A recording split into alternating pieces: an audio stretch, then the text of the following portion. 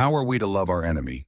From the book Love Your Enemies, by Hieromonk Gregorios, from the cell of St. John the Theologian, Kutlumusio Monastery, Mount Athos. When justifying ourselves, we often pose the question, is it really possible to forgive our enemies, let alone love them? The answer is yes.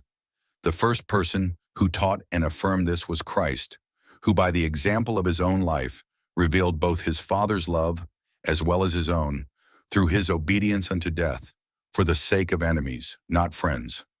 St. Paul the Apostle asserts, but God entrusts his own love toward us, in that while we were still sinners, Christ died for us. Romans chapter 5, verse 8. Of course, God, who is good and just, would not have ordered us to love our enemies had he not given us the strength to fulfill the commandment. The lives of all the saints are further proof that with the grace of God it is possible for us to love our enemies. For example, St. Paul the Apostle loved his enemies more than we love our friends. For who among us would give his own life, or, even more, would go to hell for his friend's sake? St. Paul, however, who loved Christ as nobody else loved him, wished to be separated from Christ if only those who had flogged and stoned him could be saved.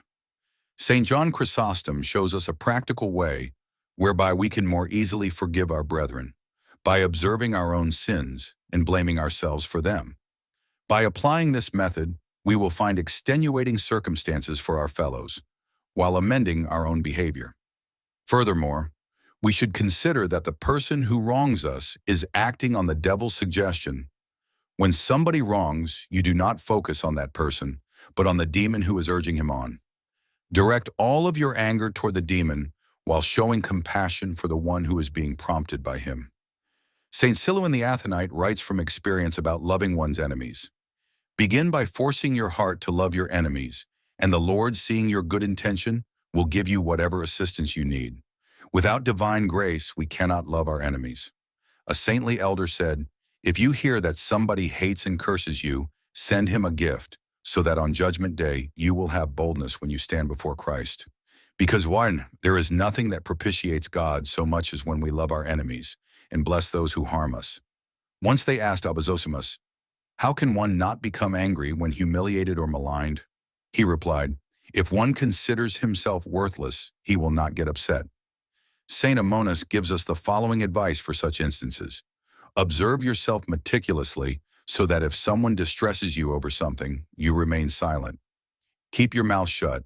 Pray continually until you calm down, and then help the brother who grieved you.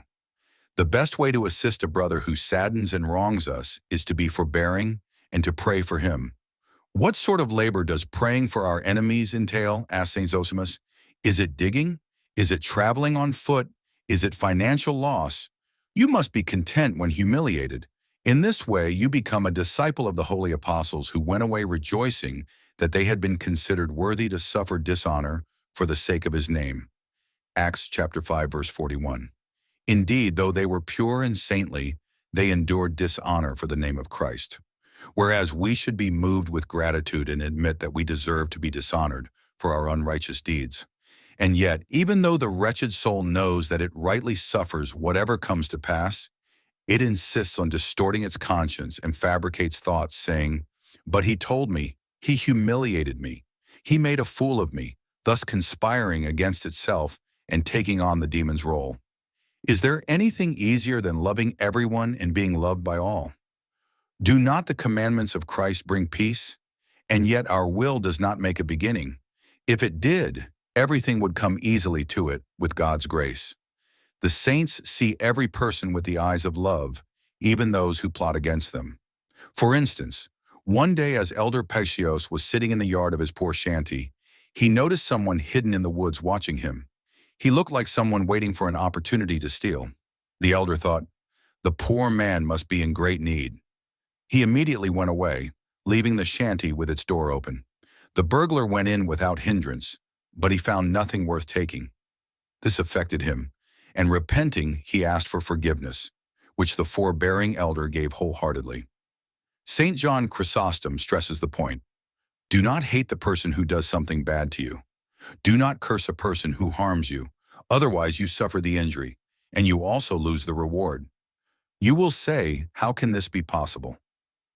You have seen God show such condescension in becoming man and suffer so many things on your behalf, and you are still asking and doubting about the possibility of forgiving your fellow servants for the injustices they commit against you?